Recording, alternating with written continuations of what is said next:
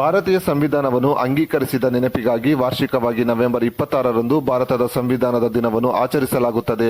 ಈ ದಿನವು ಭಾರತದ ಪ್ರಜಾಪ್ರಭುತ್ವ ಮೌಲ್ಯಗಳು ಮತ್ತು ಸಂವಿಧಾನದಲ್ಲಿ ಪ್ರತಿಪಾದಿಸಲಾದ ತತ್ವಗಳ ಮಹತ್ವವನ್ನು ಎತ್ತಿ ತೋರಿಸುತ್ತದೆ. ಇಂತಹ ಮಹತ್ವದ ದಿನವನ್ನು ಕೆಜಿಎಫ್ ವಿಧಾನಸಭೆ ಕ್ಷೇತ್ರದಲ್ಲಿರುವ ಜನಪ್ರತಿನಿಧಿಗಳು, ಸಂಘ ಸಂಸ್ಥೆಗಳ ಮುಖಂಡರು, ದಲಿತ ಪರ ಸಂಘಟನೆಗಳು ಮರೆತು ಹೋಗಿರುವುದು ದುರದೃಷ್ಟಕರ ವಿಚಾರವಾಗಿದೆ.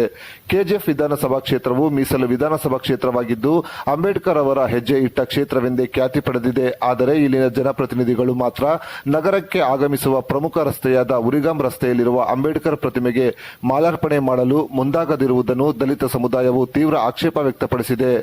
ಅಂಬೇಡ್ಕರ್ ಬಗ್ಗೆ ದೊಡ್ಡ ದೊಡ್ಡ ಮಾತುಗಳನ್ನು ಆಡುವ ಮತ್ತು ಅವರು ನೀಡಿದ ಸಂವಿಧಾನದಿಂದಲೇ ಅಧಿಕಾರವನ್ನು ಅನುಭವಿಸುತ್ತಿರುವ ಜನಪ್ರತಿನಿಧಿಗಳು ಅಂಬೇಡ್ಕರ್ ಪ್ರತಿಮೆ ಮುಂಭಾಗದಲ್ಲಿನ ರಸ್ತೆಯಲ್ಲಿ ತೆರಳಿದರೂ ಅಂಬೇಡ್ಕರ್ ಪಾರ್ಕ್ನಲ್ಲಿರುವ ಅಂಬೇಡ್ಕರ್ ಪ್ರತಿಮೆಗೆ ಗೌರವ ಸಮರ್ಪಿಸಲು ಮುಂದಾಗದಿರುವುದು ಸಾರ್ವಜನಿಕರ ವಲಯದಲ್ಲಿ ಟೀಕೆಗೆ ಗುರಿಯಾಗಿದೆ. ಇನ್ನಾದರೂ ಜನಪ್ರತಿನಿಧಿಗಳು, ಸಂಘ ಸಂಸ್ಥೆಗಳ ಮುಖಂಡರು, ದಲಿತ ಪರ ಸಂಘಟನೆಗಳ ಮುಖಂಡರು ಅಂಬೇಡ್ಕರ್ ನೀಡಿದ ಸಂವಿಧಾನದ ದಿನವನ್ನು ಆಚರಿಸಿ ಮುಂದಿನ ಪೀಳಿಗೆಗೆ ಮಾದರಿಯಾಗಲಿ ಎಂದು ನಾಗರಿಕರ ವಲಯದಲ್ಲಿ ಕೇಳಿಬರುತ್ತಿದೆ.